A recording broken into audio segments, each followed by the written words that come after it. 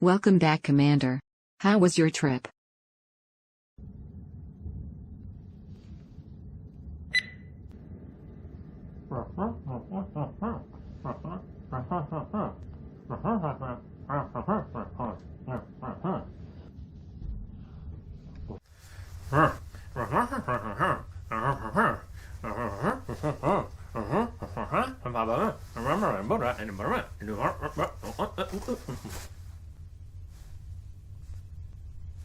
Huh?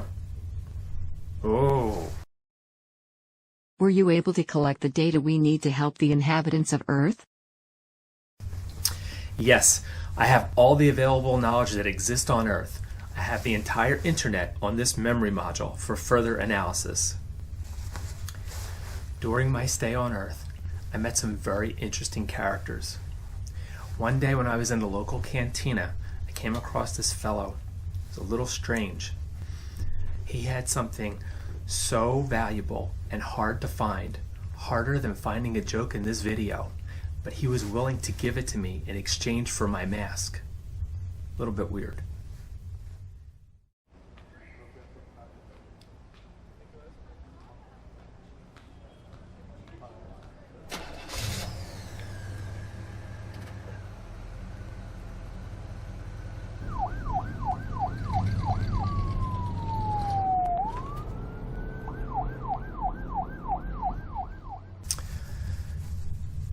As a result, I was able to bring you a gift, Rear Admiral Charmin.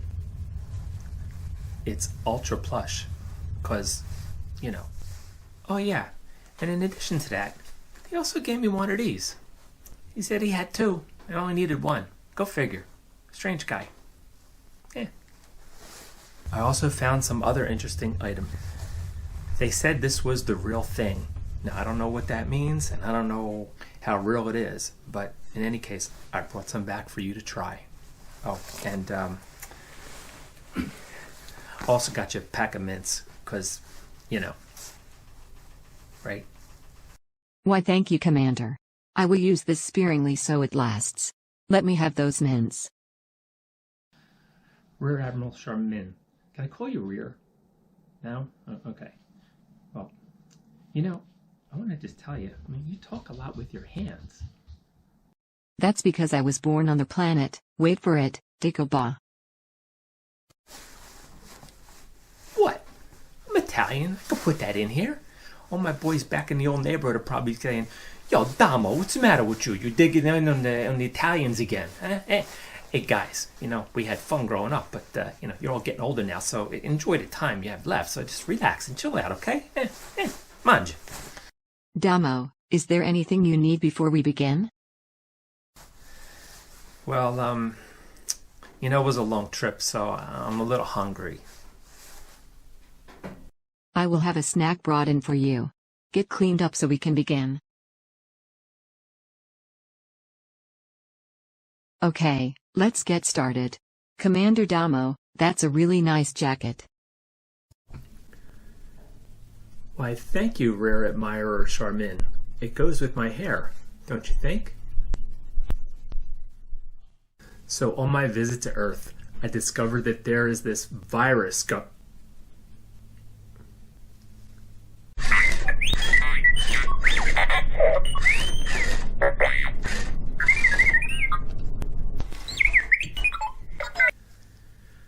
Cool your jets are too. It's not a computer virus. it only affects people. What I discovered is that their scientists have a really good handle on how to come up with a cure or treatment for this virus. What we need to do is to find a solution that will address the minds of these people, because that's where the true danger is. So we need to find a way. We need to find a way. If only the Jedi were still around and the Force was available.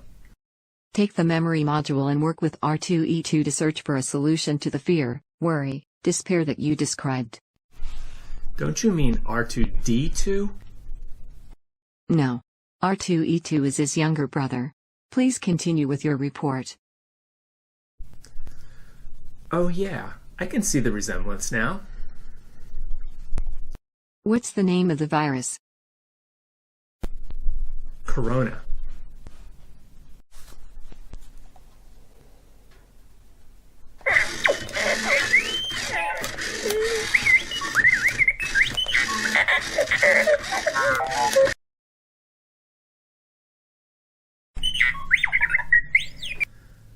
R2, you found something. Please send it to my screen. What's that? There was data corruption? You did the best you could. Okay, we'll work with what you found.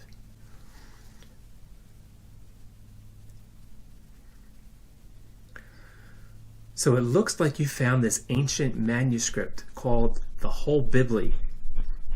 And at a quick scan, this thing is amazing. There are hundreds of stories in here. I mean, this is better than Netflixer that we have here. You know, when I was on Earth, I remember hearing a lot of people, not everybody, but a significant amount of people talking about some of these stories that I'm seeing in the index right now. And these people seem to be a little bit more calm than the rest of the population.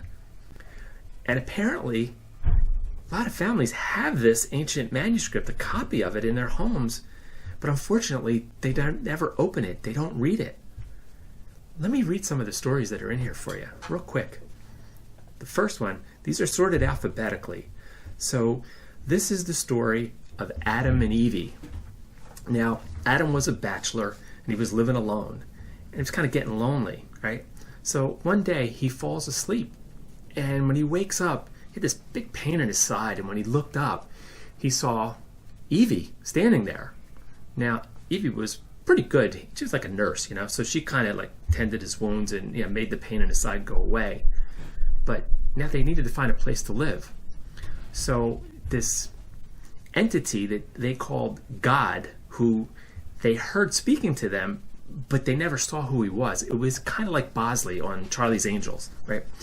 So God saw Adam and Evie, and he made him a deal, right? He said, look, I own all the land as far as the eye can see. I want you to stay here rent-free, but you got to sign this lease. Now, you could have everything that you see, everything you need to live on, all the fruits, enjoy all the animals, but there's one thing you can't do, he specified. There's one law that can't be broken, and that is I have a special tree that has apples on it. You can have everything, but you can't eat these apples, okay? They're special.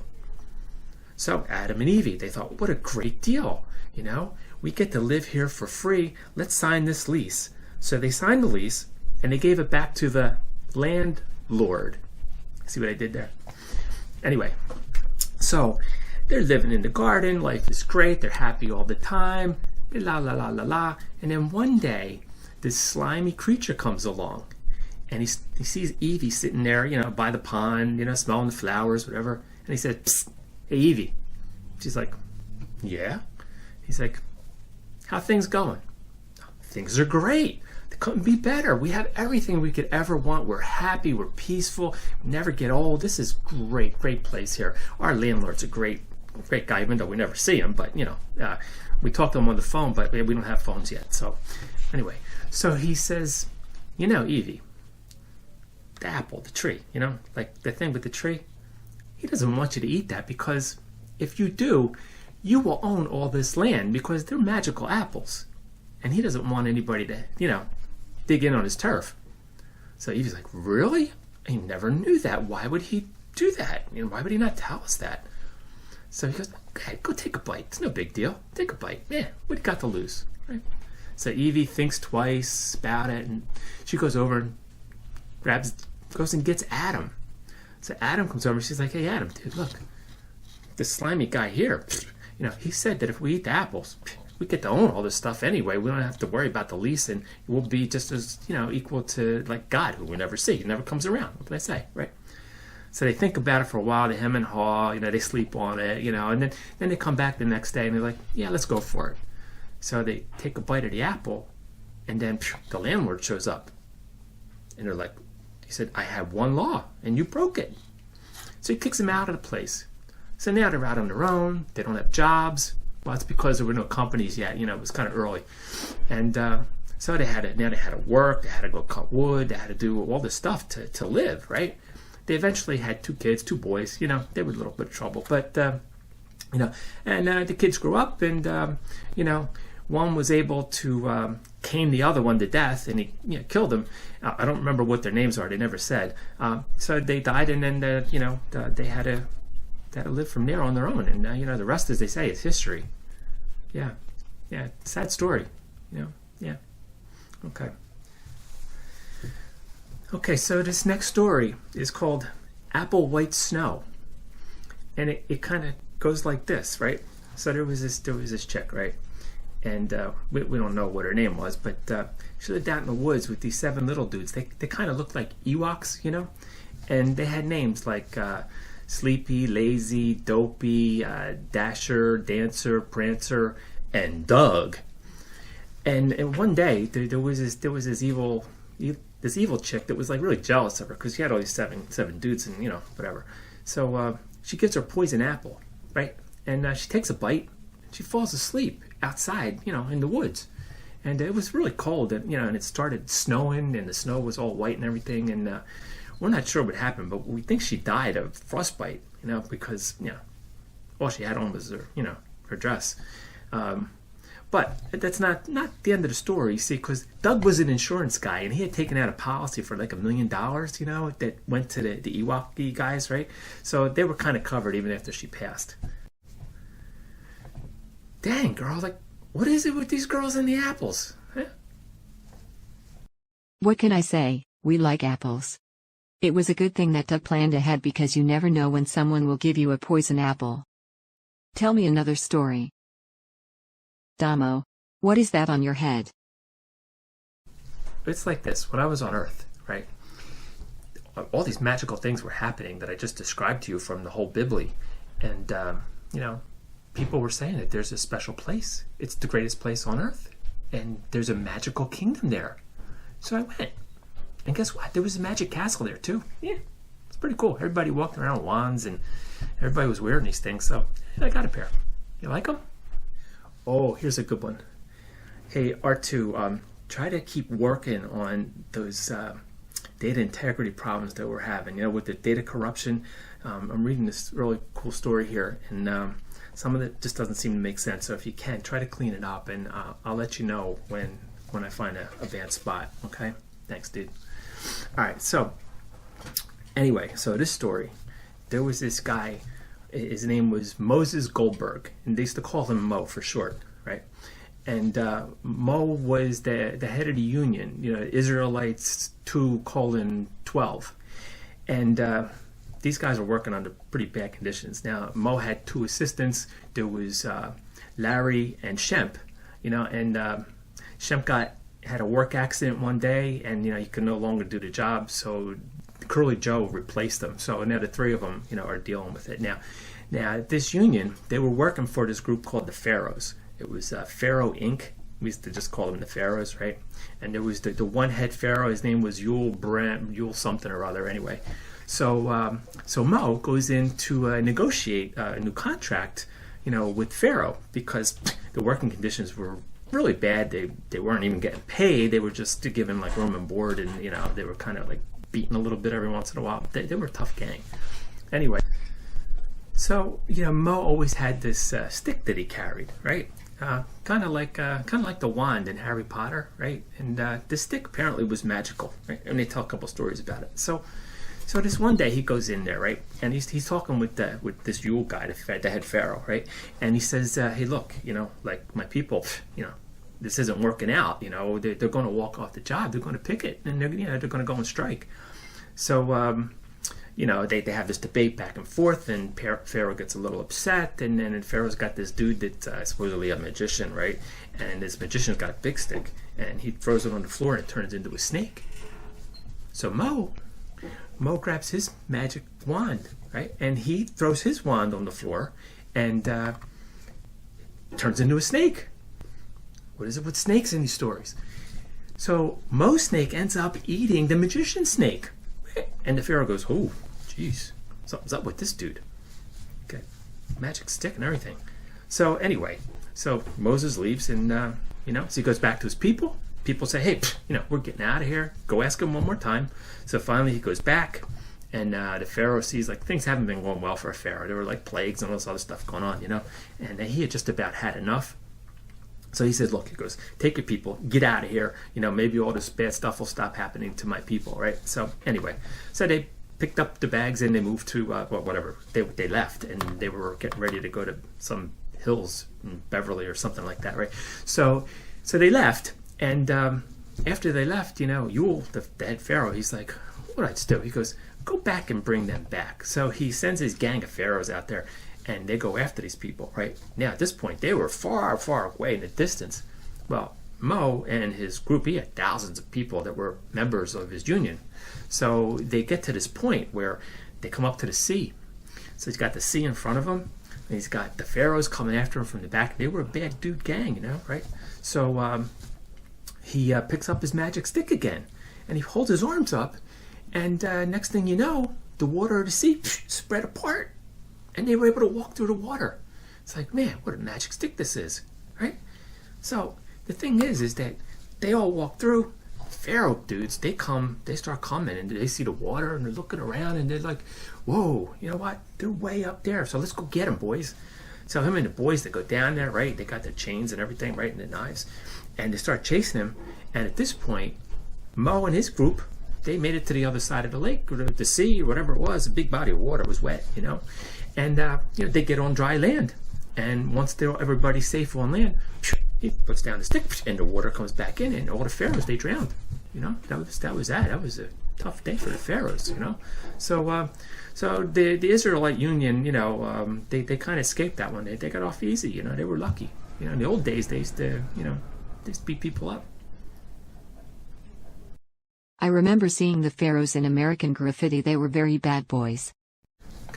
So just one day, the Israelites, they're kind of making camp and whatever, in the mountains up top there, and they asked them, they say, dude, how did you open the sea like that? And again, Mo says, it was God that did it. God worked through me and told me to do that, and he did it.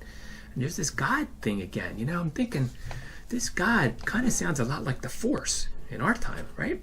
So maybe this God is just another name for the Force? Yeah, maybe not, who knows, right? Anyway, so God tells Mo, he's like, hey, Mo, he goes, come on up the mountain because I want to talk to you, right? So he goes up the mountain, and he says, look, he said, here's the thing.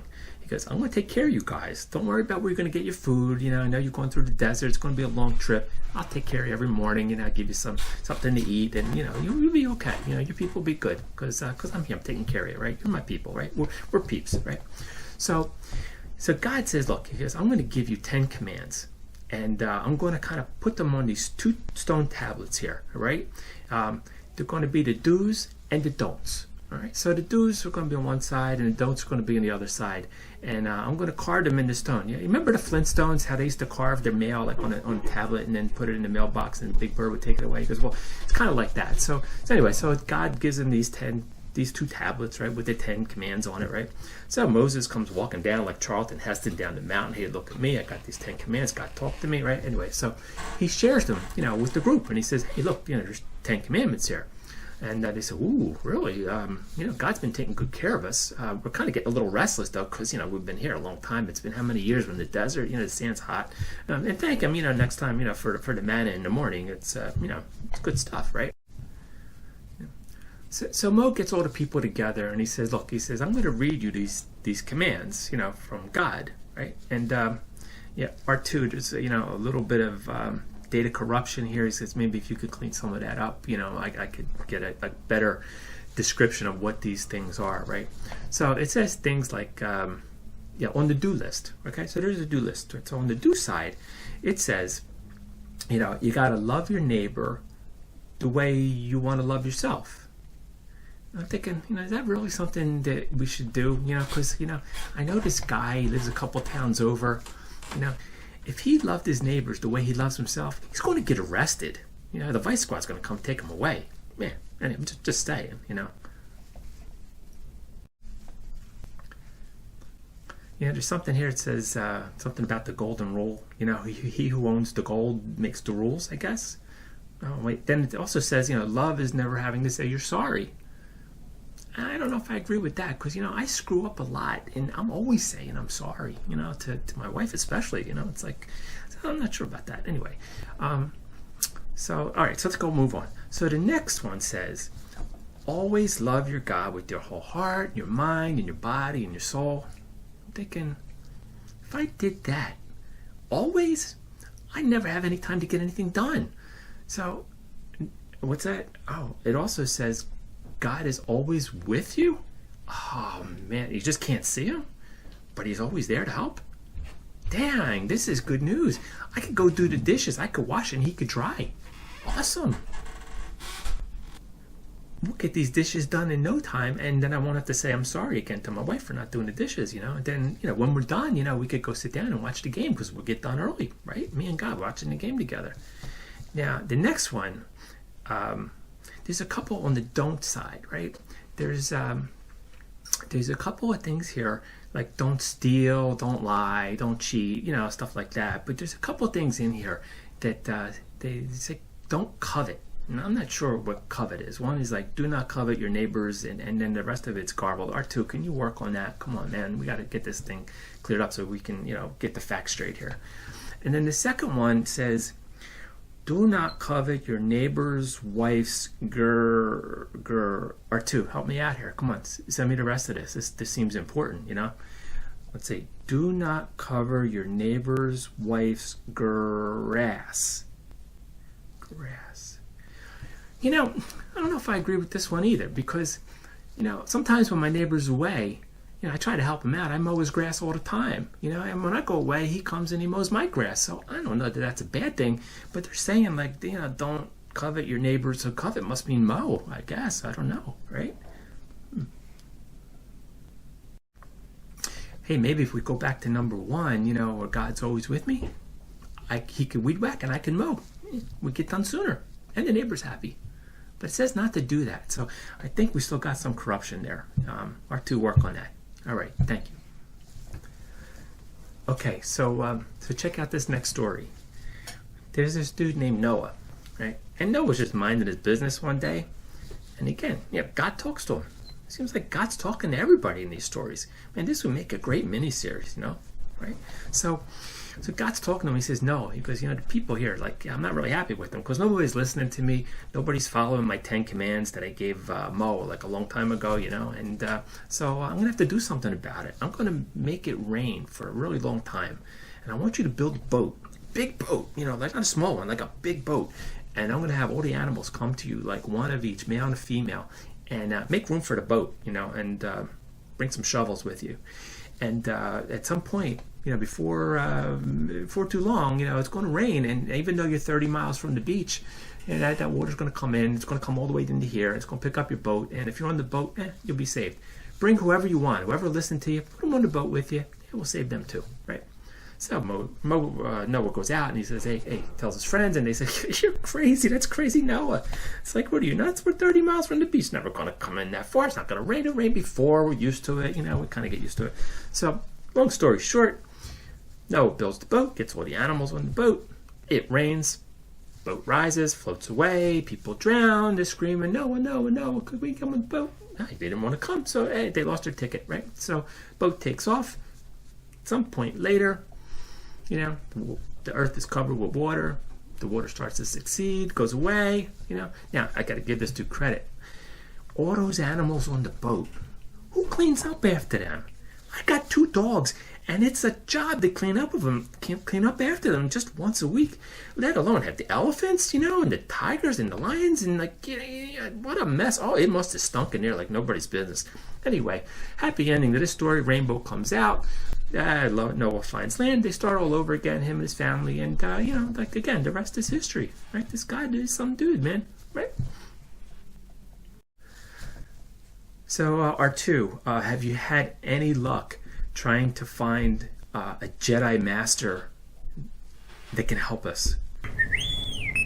What's that? You've had success? Please send it to my terminal. Be right back. Hold on a second.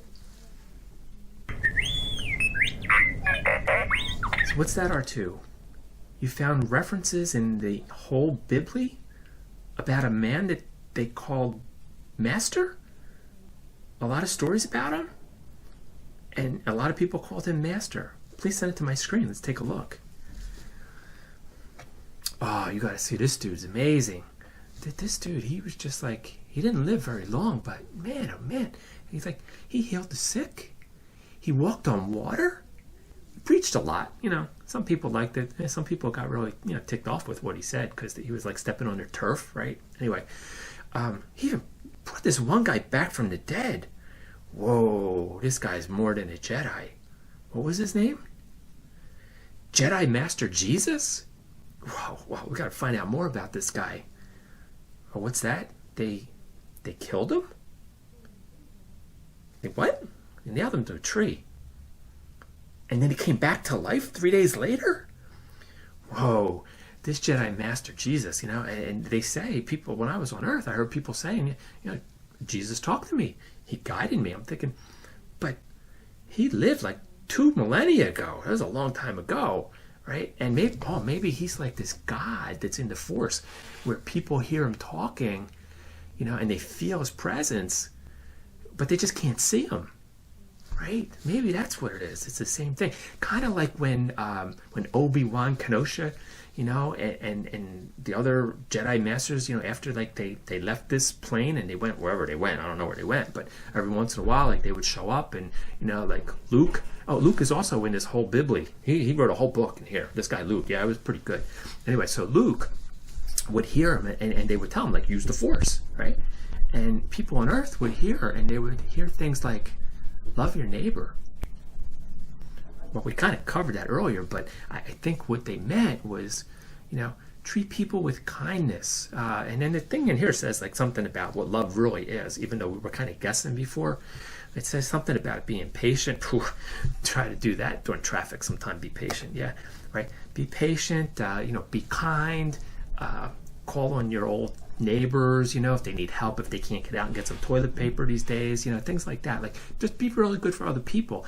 And they're saying here that, life is it's not about getting stuff, although, you need stuff to live. You got to eat, you got to live in a house. So, you got to get a good job and everything, but what's that? It looks like people get distracted, it's saying, with the things in their lives and the circumstances.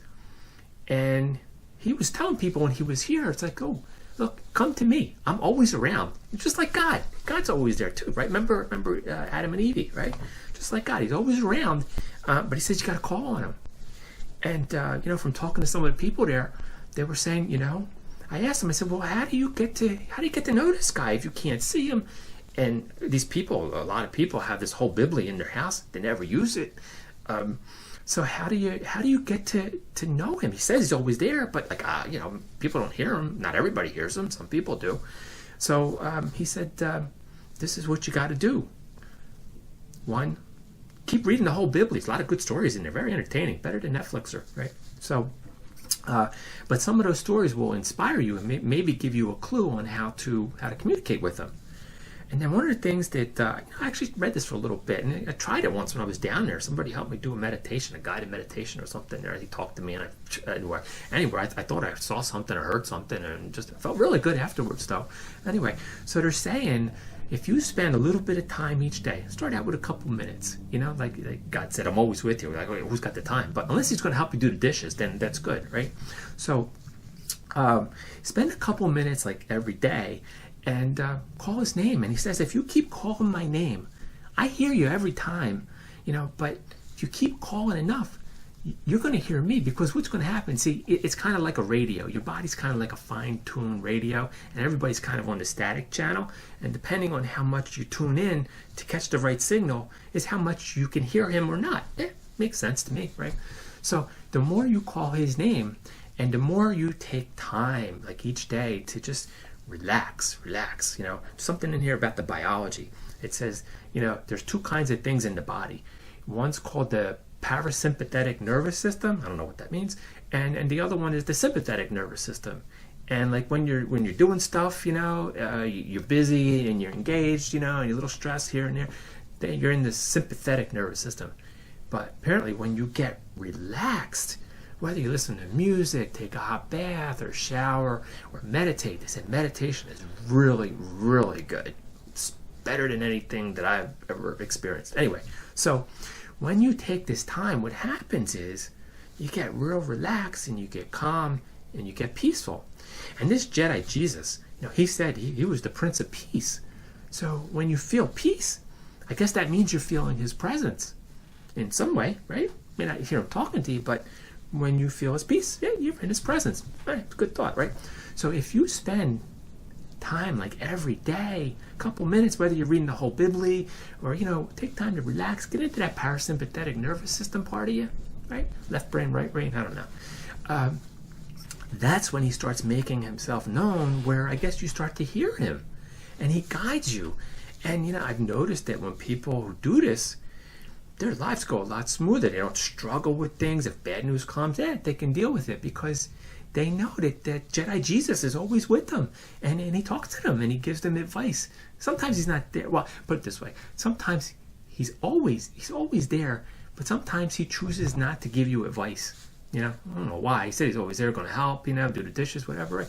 But sometimes he doesn't give you advice because he gave us like other things, like common sense. That's a funny one. I know a lot of people don't have any, but we have our own experience, and sometimes he wants us to learn things on our own. He'll make sure like we don't really get hurt or anything. Like a parent will watch over a little kid, and not watch every little step. Sometimes kids gotta fall, to learn not to, whatever, right? So you kind of get the idea. So it seems like that's the way to get to know him, and then once they know him, man, they're not worried about this coronavirus. Yeah, they can still get it, but they know how to cope with it and deal with it. And check this out, right? He said this: when you die,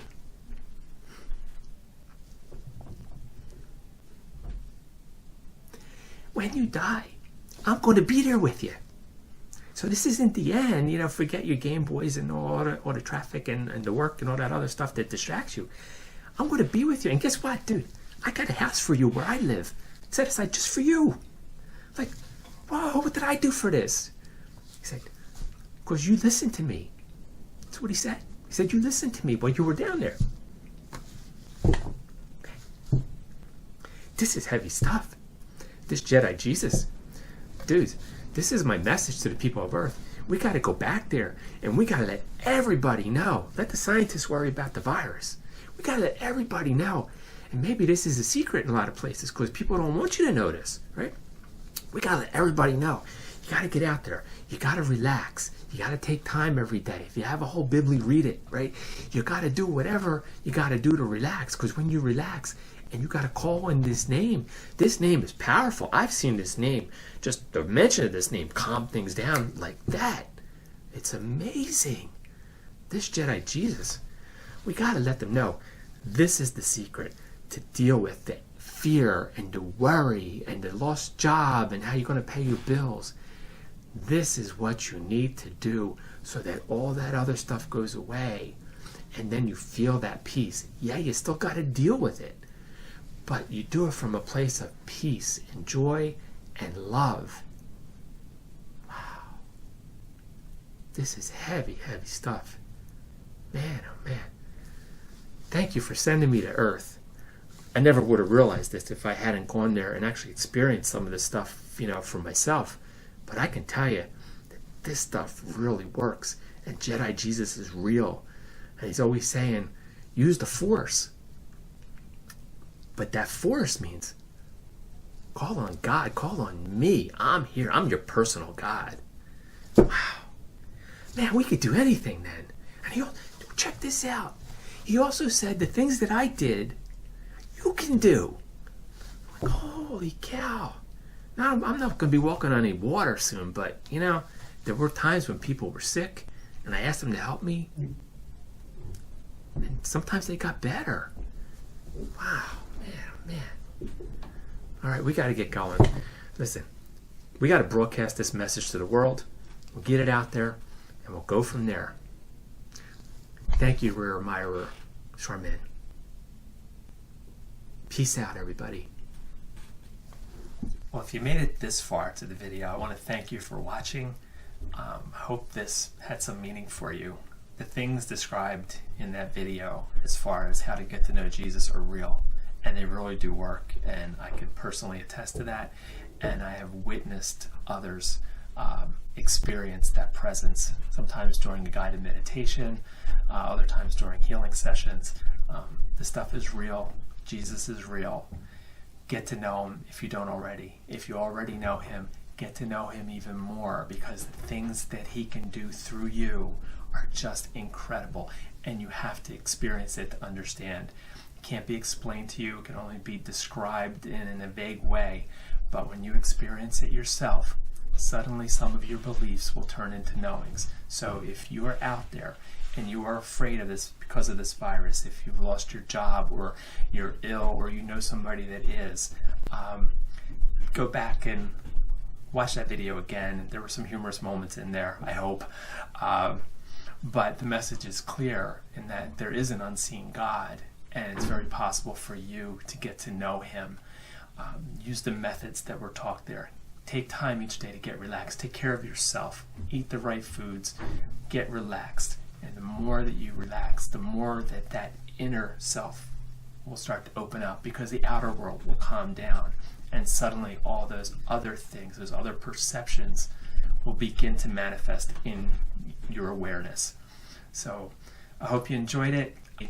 Oh, by the way, if you liked this video in any way, please click the like button below. And if you would like to be notified of future movies or videos like this or whatever other crazy thing we come up with, click the subscribe button. It really means a lot. It helps support the channel. You'll be notified whenever a new video is posted. So again, thank you very much. I appreciate it, and come back again. Peace to you. Hello everyone. Rear Admirer Charmin is my stage name. My real name is Joanna. Thank you for watching. I hope you enjoyed it. Be sure to watch past the credits to the end to see the very funny outtakes.